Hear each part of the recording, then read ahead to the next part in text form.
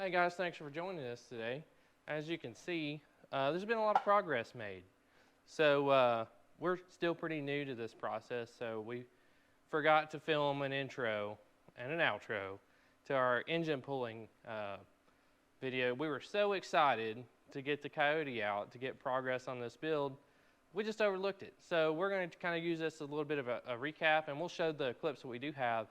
But as you can see, we got it out, and a part of that process involved us using our John Deere tractor to help to lift the engine out, as we had to lower the car off the jack stands, which it is currently still on jack stands, as you can see, but it was much higher up. We had to actually lift the front of the car up to get the jack stands out and lower it pretty much all the way to the ground just to be able to clear the transmission as we took it out in one piece off the front, as you'll see.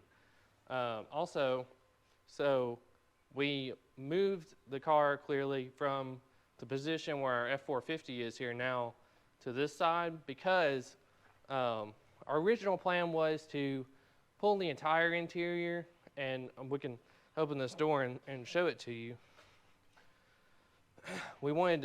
Originally we were going to pull the entire interior out and put it to the side so we could move it to the other car, but we sort of decided that we thought it'd be better to leave it in here, leave everything hooked up, so that way we could see and remember better the way it comes out when the other car comes back from the chassis and paint shop. So we moved it to the side so we can pull the other car in front of it and sort of take one piece off, put one piece on, one bit at a time, instead of having to try to remember how it all goes together. We did pull a lot of things out on the shelf behind you there, as you can see. But we did our very, very best to label everything, put things in bags, all the bolts that goes to everything. But I think we ought to have a pretty good idea of how that's going to go. So we're going to cut to those time lapses, and we'll be back with you in just a second. And we'll give you a little outro. And actually, you know what? Scratch that. We're going to move right on into the next section, and we're going to show you the rear end build as we got all the parts for the 9-inch. So as soon as those time lapses are done for pulling the engine, we're going to jump right into that rear end build. So just make sure you stick around for the rest of the video. Thanks.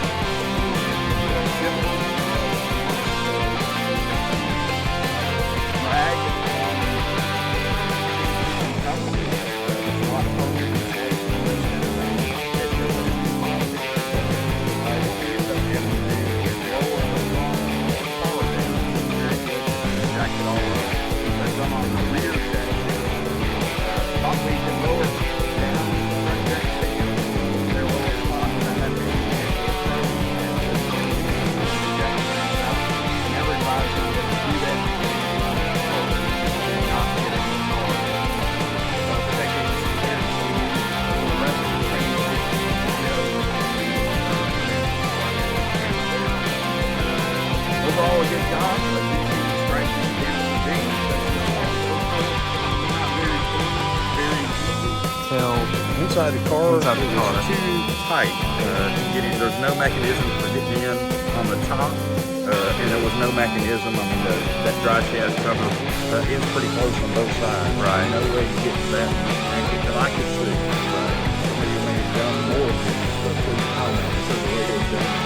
and then there's also, we were advised that it's possible to just drop the entire subframe situation, but really, when we were looking at that, what kept us away from it, other than having to take apart the,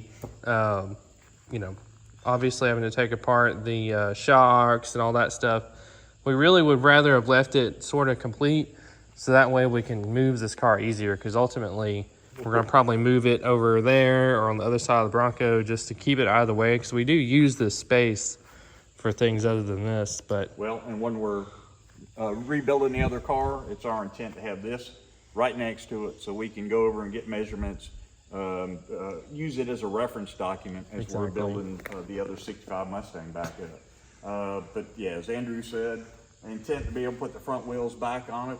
I understand the back of it's going to still have to be on dollies due to the damage, but at least we'll get the front end on the ground, on its wheels again, so that we can move it back around the shop. And at some point, we probably will sell whatever's left of it after the other car is finished. But ultimately, you know, the only thing that will probably be left of this car will be the actual shell of the body itself. Yeah. Minus even probably the transmission tunnel after we have to cut, assuming we have to cut that out as well. So, but pretty easy. You definitely couldn't do it alone, that's for sure. Yeah.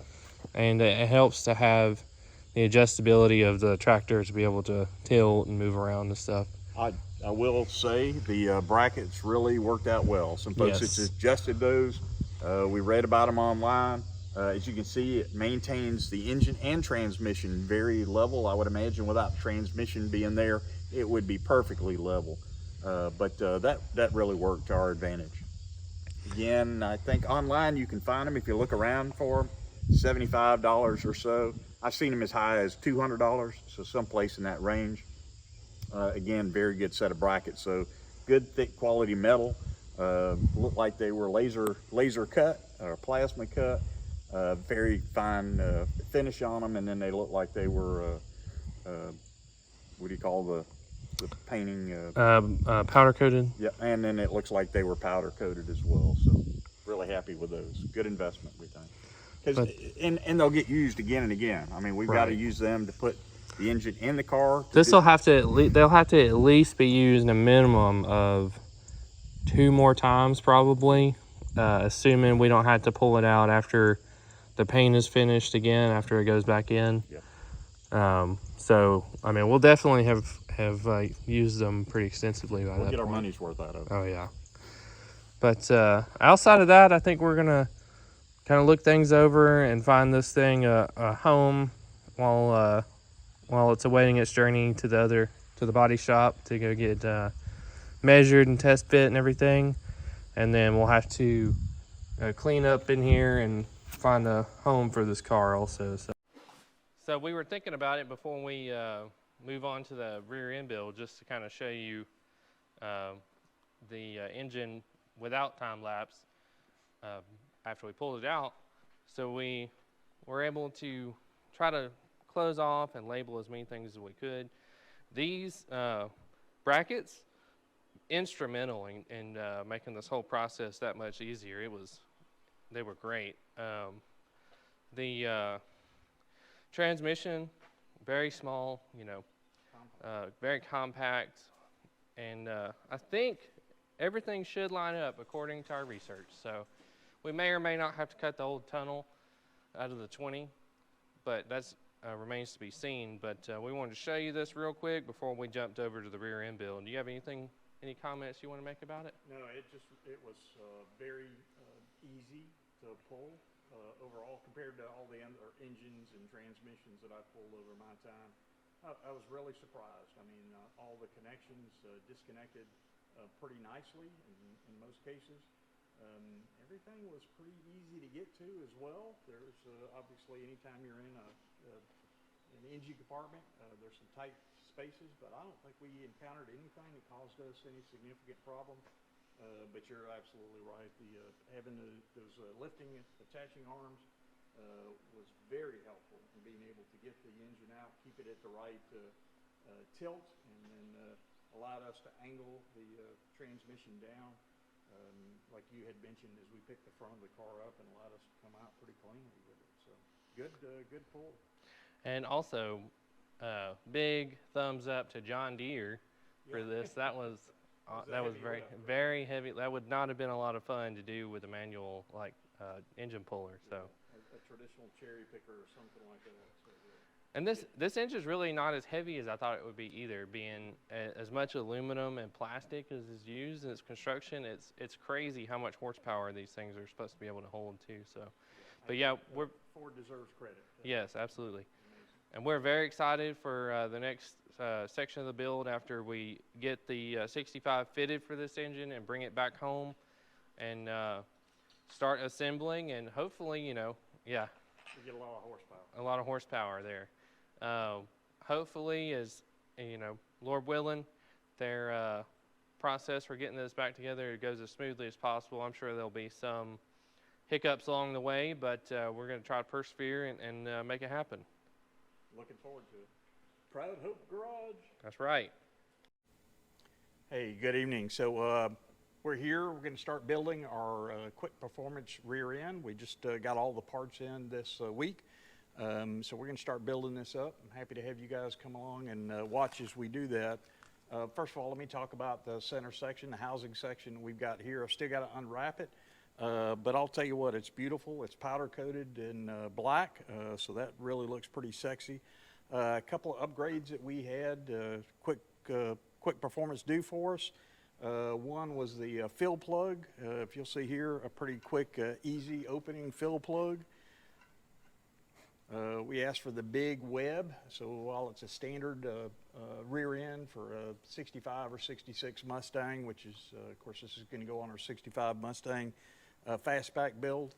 While it looks standard, it's got the much larger web, and we went with the 1/4 inch tubing. So the 1/4 inch thick wall tubing will handle engines up to about 600 horsepower, and you also need to go with that thicker wall if you're planning to do any welding to it. Of course, we got a 4-link rear end that this is going to go with, and so we've got to do a little bit of welding there.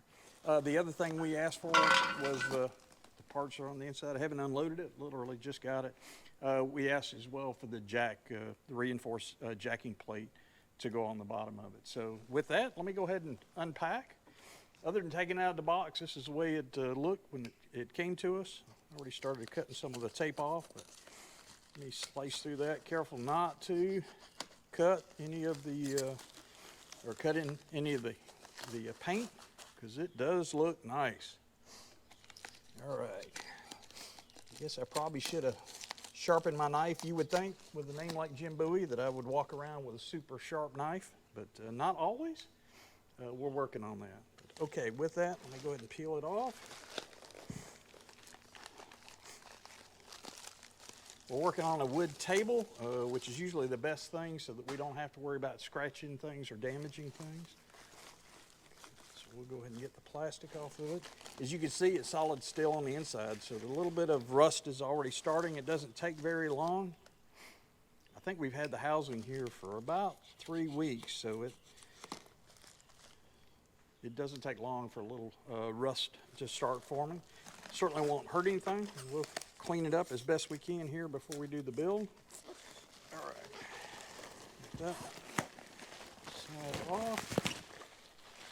And let me just roll this up on its end, and we'll start taking the goodies out. It's almost like your Thanksgiving turkey, right? You get a chance to take the giblets out of it. So I'm joined here with Andrew. So Andrew, thank you again for helping out. We have the perches are located in here, and hopefully the bolt package. Look at that. Bolt package is there. Oh, by the way, in one of our other videos, you'll see the reason we're starting this so late is that we were at a car show. Did pretty well for ourselves. One of our vehicles got first place in its class, so we were excited about that. And then Justin, who won't be in this video because he's off attending a friend's birthday party, but Justin won the grand prize at the event. So it was a pretty sweet day, and then he won some other prize too, right? Yeah, he won a random drawing, and then he won the raffle as well, so that was pretty interesting. That guy right there, you could send him anywhere and he can make some money. Yeah, he could sell ice cubes in Eskimo. We've always said about Justin that he could fall into a septic tank and come out smelling like a rose. He is, he's just got an air of luck that follows him anywhere, and certainly that was the case today. I mean, first again, winning first in his class at the show, and then, like I said, winning the top kind of rifle prize there. Okay, so with that, clearly you can see the bolts that hold the differential in are not in. Those will come to us, and actually what we got to do is pull them in to each of these locations. I like to put a little RTV sealant around that. Probably a very minimal chance that you ever get some leakage around that. And of course, it'll be sealed up with RTV in a little bit later. But that's one of the first things we want to do is pull those bolts in. So let me go ahead and unpackage the bolts.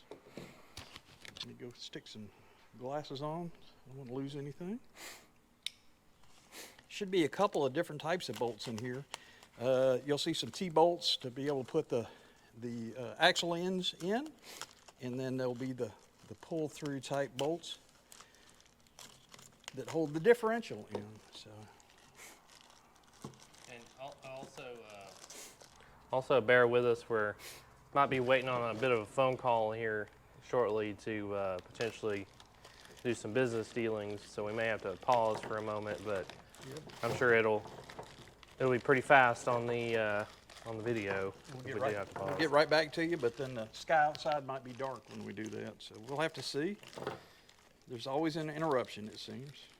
And we are still working on the lighting situation here. We're trying to make the best we can of it. I know that one of the episodes we uploaded had some pretty bad rain noise, so we took it upon ourselves to upgrade our sound situations. Hopefully it sounds a little bit better today. So now we've actually got some a microphone system that hopefully will pick up our voice a little bit better. A little bit more crisp. And try to eliminate some of the background noise as well. As you can see here, these are the pull-through type bolts. You can see the raised area here. Again, that's what'll pull through against the steel housing and hold it in place. Like I said, I like to put a little RTV around that just to make sure that we don't have any seepage from that. And of course, I'd mentioned the T-head type bolts, so you'll see where we use those a little bit later. What I'm going to do is I'm going to steal the nuts off of the T-head bolts. They should be the same thread. Yes, they are.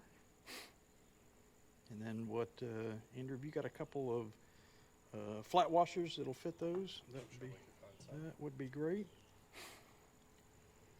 So we'll go ahead and get these off. The reason I'm taking these off, of course, these are the lock nuts, got the little nylon lockers in there. We don't want to use those because initially all we're going to do is pull them into place. All right, so I think we're good there. Yep. Get one more. If you'll do that, let me grab the RTV.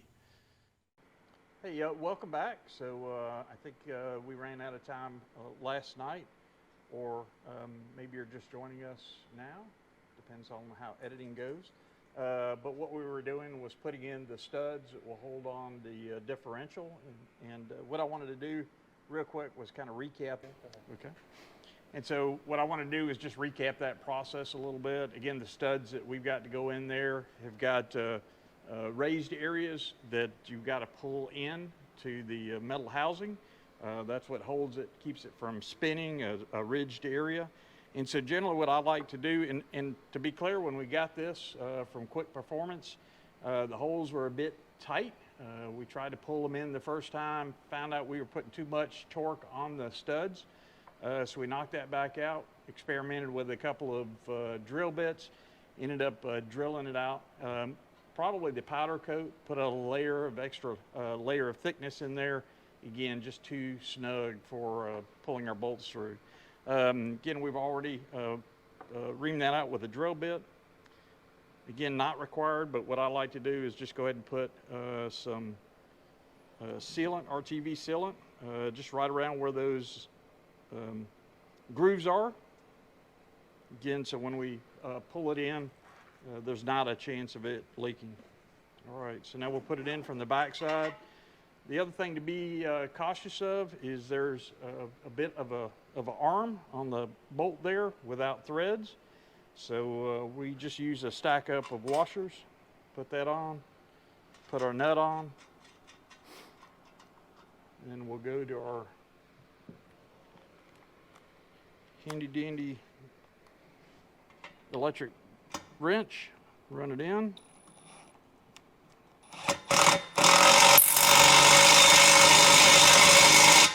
So I do that a little bit just until it pulls it in snug. Then what I like to do is finish out with a ratchet just to make sure that I don't over torque. We don't want to stretch these bolts. You can feel fairly easy. You can also feel the bolt as it's getting pulled in. But you'll know when it pulls up on the shoulder, the torque will go up, or in this case, you'll see the ratchet come to a stop.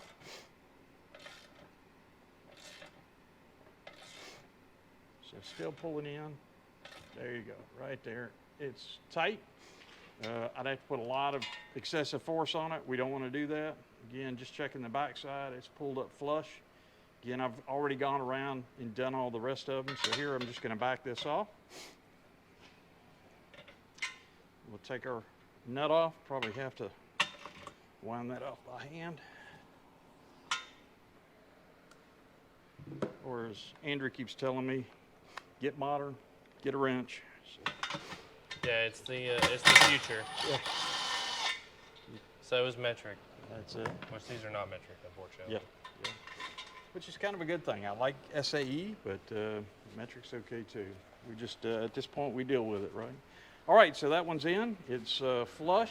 The other thing we want to do was make sure that we vacuumed out. Again, as I mentioned, we had drilled through it. Can't really wash the housing out because the end tubes extend into the housing, so you can't just put it up on its end and flush it out or anything. You just got to be very diligent about grabbing a vacuum cleaner and vacuuming it out. Andrew's already done that for us, so I think we're good there. I think our next step is check the surface one more time, and then we'll come in with the differential. So.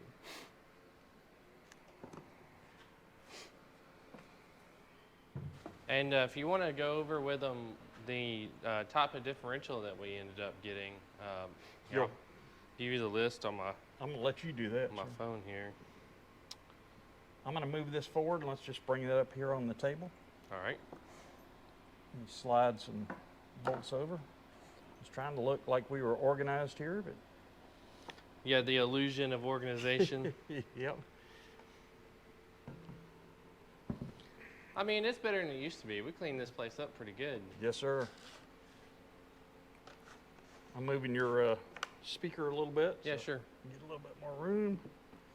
All right, I don't think that's going anywhere. I think now we've got enough room to work with the hog head, the differential. So we went with a 31 spline helical posi. And we also got, let's see, there was one more note to be made here. We ordered this quite some time ago, so it's having to go back and look through the notes to, okay, a Yukon Pro in case with aluminum Daytona support and a 1350 billet yoke. I think you want to just you read that because that's a mouthful. I'm not sure my memory's going to serve me well on that. And we haven't even looked at this yet, so when we open it out of this box, it'll be the first time. We opened the box just to verify that, you know, what it was, because we didn't know what it was. They sent all this in like spurts, so they sent the housing, and then the brakes, and then et cetera, a little bit at a time. So I guess we'll just give them a little advertising there. Right. So again, quick performance. We'll pull it around. Comes in handy quick performance 5-gallon plastic bucket. Tell you what, I'm probably gonna have to rotate it down. Do you want to just cut the box open and then? You kidding? That's a nice quick performance box. Oh yeah, we gotta save on our boxes around here. I forgot. Oh gosh. Okay. All right. I like it. I like what I'm seeing here. All right. Did you already read through what we got, or do we just want to pull it out? I think we'll just pull it out. Okay. I read what we had ordered, but I'm excited to see it. There you go. Looks like we got some towels. That's always handy. That's always handy around the shop. Okay, I'm gonna pull the bucket if you want to pull the differential, or will that work? Maybe not. Maybe not. Man, they really got this rig. Let's pull the towel. Maybe that's why. Oh, there we go. Okay. I think they've been through this before. So. Yeah. Now we have a bucket. Now we have an extra bucket. Always good to have around the shop. I like this. I like it. Wow.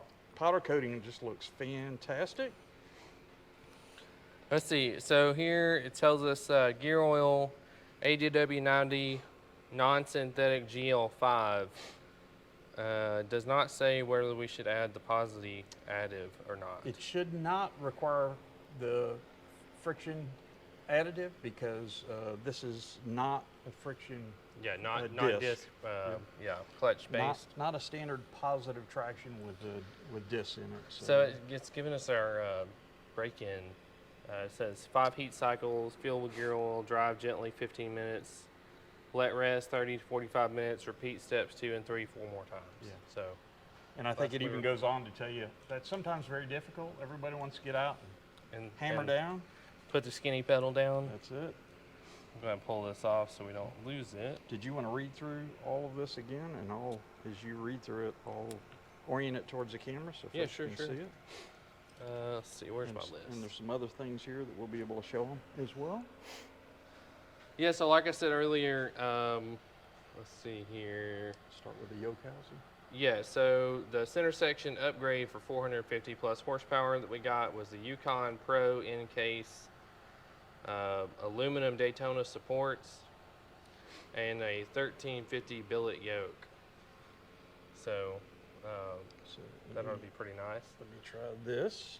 Now you're kind of at the working end. Yes. You'll see the ring gear. Hard to see the pinion gear, but the pinion gear, of course, rides inside the ring gear, and as your drive shaft spins, there you go. You see the pinion gear is engaged with the ring gear. Highlight too that you'll notice here some paint or witness dye that they'll put on. And one of the things that they do is when they're setting that pinion in, you have to shin that pinion so that's the right depth into your ring gear. And as you can see here, maybe it's hard to see, but there's a little bit of a witness where it has rubbed off this dye, this marker, and you can see there where it is riding almost towards the center of the ring gear. So again, that's what you do with the depth as you're setting the pinion in. And then they put some witness marks. So once they have properly torqued the caps, the retaining caps, bearing caps, then they'll put witness marks across it. And then the bearing retainers are being held in place also by additional retainers. So good looking rear end, I'll tell you. Don't tell my wife I'm looking at someone else's rear end. Don't tell Michelle you said that.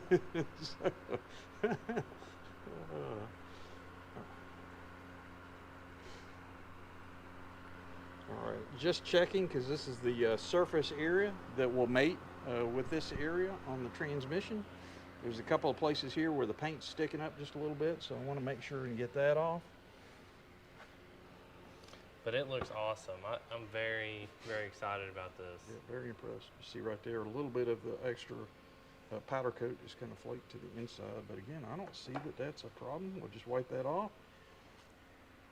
Otherwise, it looks like a very nice machine surface.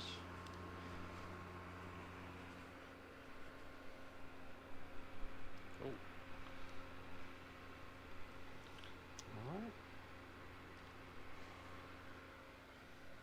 All right, I'm gonna set that down. Make sure it can't roll off the table. That would be a really bad day. Again, just looking for any indications of dirt or contaminants that we might need to work on before we put it together. It's got a good light coating of gear oil. Of course, the rear end dope has always got a pretty bad smell to it. It's got that processed oil smell. All right, pretty excited. You could just barely see in here one of the, it's like planetary gear sets, and that's how this differential works to give you, to allow it to lock up so that you have a basically a positive traction on both rear wheels when you go to accelerate, or if one wheel is starting to spin, the spin of that planetary gear set is what locks the two of them together. So again, no clutch plates in this to worry about. So you won't have longevity issues that you would have with a normal limited slip rear end. And it was a little bit more expensive, but I think ultimately this is the better route to go for what we're trying to accomplish. And I've heard it's a little bit more comfortable as well. That, a little bit less aggressive of a lock as far as like sound and kind of a jerking motion, I suppose. yeah. I'll tell you what, it's almost a work of art here, looking at it.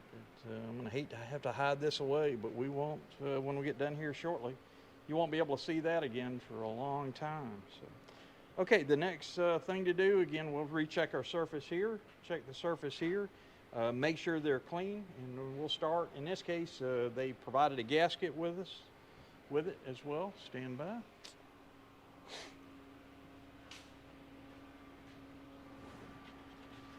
Underneath all of our stickers and koozies. Yep. I'll make note, Quick Performance takes care of you. They actually sent t-shirts. I think we've already scarfed those and carried those away. But from some stickers to either go on your car or your toolbox if you don't want to put them on your car, and beer koozies or Coca-Cola koozies, whatever your preference is. I think this is the gasket. Make sure that we're not cutting through that. Looks good. We're going to do a fitting of that. Oh, it's actually impregnated already with sealant. That's pretty amazing. And I would just about guess it would go this way, maybe not.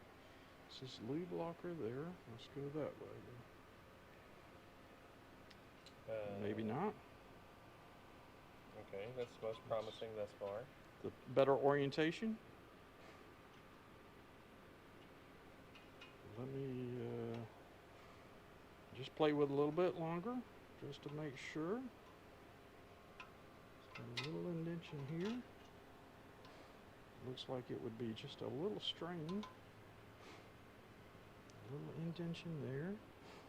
But it does look like it's oriented up, which I think that's would be good.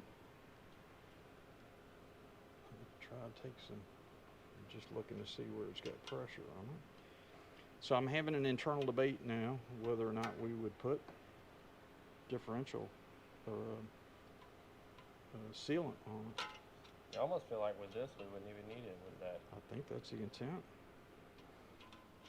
I think that might be better to get that one started first. It's a little bit of strain. Are we sure that's the way it goes? Let's just play with it a little bit more. It's clearly got to go that way. Either that way. Really it's either that way or, oh, okay, there we go. Yeah. That was it. That's it. Okay.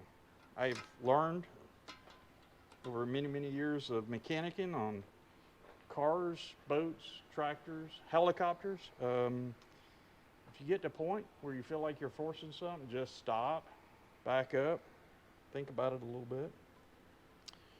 All right, I don't know if I would put sealant on that or not.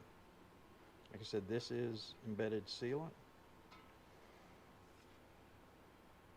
I'm inclined to say no. I'm just going to go. I think I agree. Put it together the way it is. So all of a sudden this becomes very simple. Pull this up here a little bit closer. Make sure we got it oriented. So this is up. This is your large ring gear side of the differential. I'll look and just see. Holes there. This one a little bit lower. And a little bit lower. Let's just do a fit check here. It's going to be tough not to get fingers stuck in the middle of this. But very, very heavy. Ready? One, 1, two, 2, three. 3. I'll tell you what, let's just set it on the bolts first and then transition. Can you hold the housing and let me shake?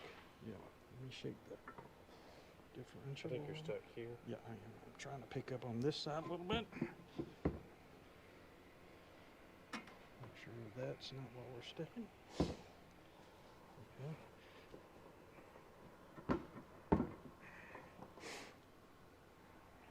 It's probably, again, the powder coating has got us a little bit. We could probably bang it one time, but I would feel better if we could pick you wanna this grab a up. pry bar?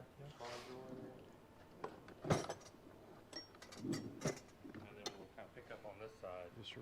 Here you go. Try to use some towel on both sides of it so you're not, and all hold the housing. You probably got to get, Try not to grab the gasket. yeah. Pull it down. There you There go. we go. Yep. Nice. All right. Starting. Yeah, I think So- this bolt was, we need to rock it this way maybe. Yeah, I still think maybe you got to come up on your side a little bit. I'm thinking we could smack this if we had a rubber I got a brass mallet. hammer. Yeah, that would still damage the.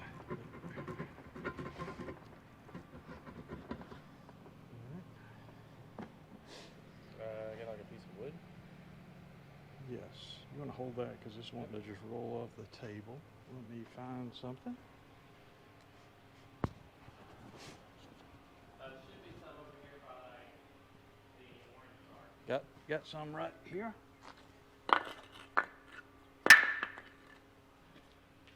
By the way, there's some nice stainless steel nuts sitting there on the ground. I don't know what that's from. I'm sure that was something from our BMW escapades. Fix this falling over properly. I might have to push it on a little bit further. There you go. You're gonna have a lot of editing with this one. That's okay. Okay, so what we're gonna try to do, let me try that again. Be nice if the piece of wood I had was halfway clean.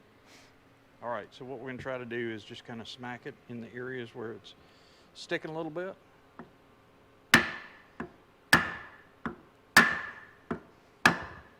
There it goes. It started moving. Started moving. Over here. Yeah, I'm just not going to be able to get right over the bolt. Yeah, that's working nicely. Almost all the way in. I'm liking it. That sounds like it's all the way down. That I like it. sounds like it's down. All right. Awesome. Probably don't even need to tap it over here, but let's tap it. Now, did I just violate the rule that I stated a minute ago? Literally 10 seconds. Don't force it. Fast forward. Yeah. Smacks it with a hammer. So to be clear, there was literally only one way that it could go. Again, the differential, the large ring gear has got to be on this side of it. The pinion to the lower passenger side. So I think we are done. Thread these. And then we'll, yep. And then the other thing we always try to do, especially with large joining of metal, is to utilize a torquing pattern. I've always been taught that you torque something 3 separate times, so I think the torque setting for this was like around 35 foot-pounds. We'll have to go look for that real quick. We'll have to go get a torque wrench at the other shop. Oh, okay.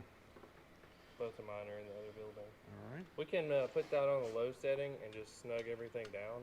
Okay. Hang on before you pull the trigger. There you go. Okay. So again, not going to torque things down, just going to run the nuts down.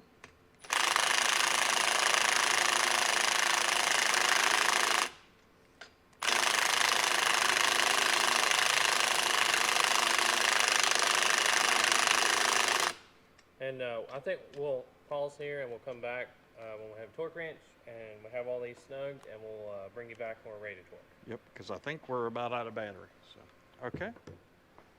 Take a break. Got it.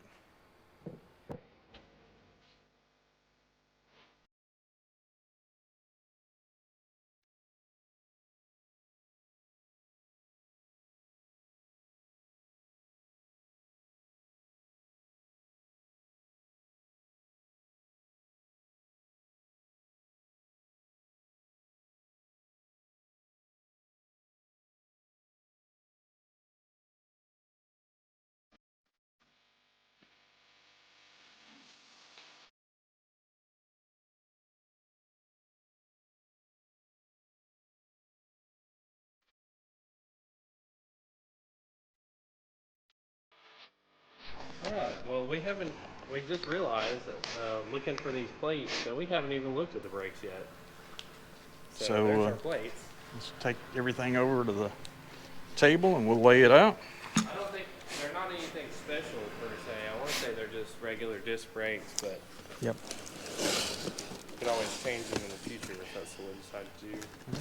That one feels like it's going to pop open, so I'll carry it one at a time. I'm not 100% certain if we want to put the calipers on at this point. Yeah, because the rear end is built to the 4-lane. Yeah, I'm literally thinking at this point all we want to do is just put the plates on to secure it in place. And then give the rear end to them. Yeah, because We can put the wheels on. everything else we're doing is just making it heavier, right? And I think so. I think that's going to be our stopping point. yep. But let's take them out. Let's At at least look at them. I like it.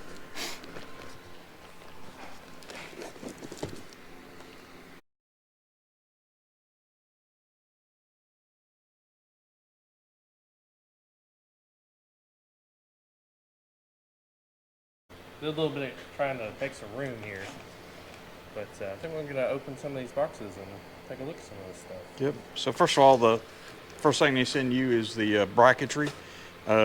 There's two different. There's two of each. So the first part is what retains the axle in place, the axle bearing. It actually goes over the bearing housing. The bearings pressed in, so that's what holds the axle in place. So the first one. And then it's got a couple of ears, and you'll rotate those so they're located at about the, if I were to guess, the 1 and 3 o'clock position towards the rear. And then later on, when it comes time, we've decided we're not going to go ahead and put the caliper or the rotors on, but we did want to open them. But later on, when we get ready to put the brake system on, we'll use this. That's the adapter to hold the caliper in place. The reason we didn't want to put the caliper and the disc on is because we next need to go fit this into the car. As Andrew had mentioned, we got the 4-link system. So all of that's got to get Down at the chassis shop. properly located and then welded in place. So with that, let me go ahead and I'm going to open this up, this side for sure. We'll show you these plates and then more or less how they go on, and then you'll see us bolt these up because we absolutely need to hold the axle in at this point. Don't want it dropping out, damaging bearings. Okay, it comes with some hardware there. I think the T-bolts are what we use at this juncture, but again, there should be one for the left and one for the right.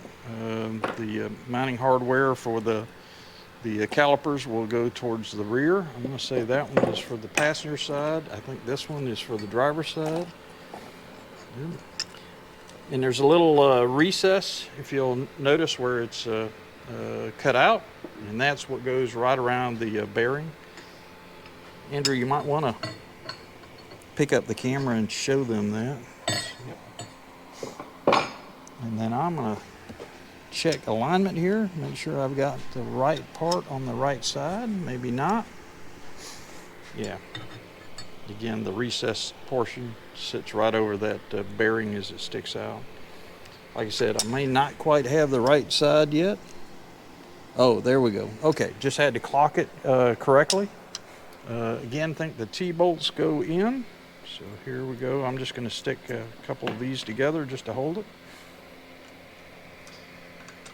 T-bolts will slide in. They've each got a locking washer and a nut will go on it. And then you'll have to ask yourself, well, how are you ever going to get in there to tighten that nut? There's a hole through the flange of the axle shaft that will allow you to get in there and be able to get a wrench on there or a socket on there to tighten that up. All right, so just going to snug them down. Get a couple of these started. So we're gonna probably throw this back on a quick time lapse and get all these started, and then we'll come back and show a couple of these getting them torqued down, and then we'll probably getting close to finishing it out for the day, because I think this is probably about the extent of what we're going to do, other than looking at the rest of the parts. Yep.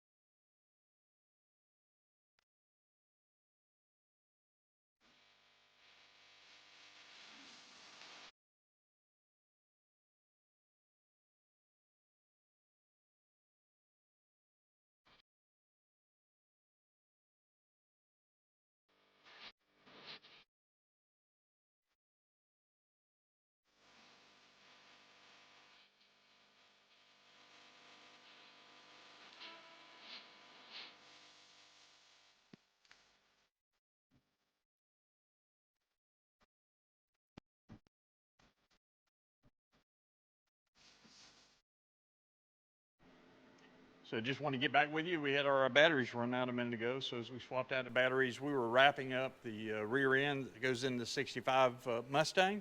Again, pretty complete, nice, quick performance setup. Really cleans up super nice. We did get the powder coat finish, the glossy powder coat finish on it. Really looks sharp. We're lamenting a little bit that we do have to break that. We do still have to weld the 4-link suspension on it, but again, we'll just wrap up this portion of the build. We'll get this over to the our frame guy, and he's going to get this put in for us, and then hopefully soon after that we get our car back and we start working on things like hooking up everything for the engine, transmission, and start working interior. So. But we appreciate you joining along with us, and we hope you continue to join us throughout the rest of this build. We promise that we don't want this thing to last 3 years of building it, so before here too much longer, hopefully we're actually assembling the car itself, and really getting somewhere with it, because just as much as you guys, I'm sure, want to see it, we want to enjoy it. That's right. So if you want to see that, just please give us a like and subscribe, and we'll see you on the next episode. Look forward to it. Yep. Proud Hope Garage. Yes, sir. Bye-bye.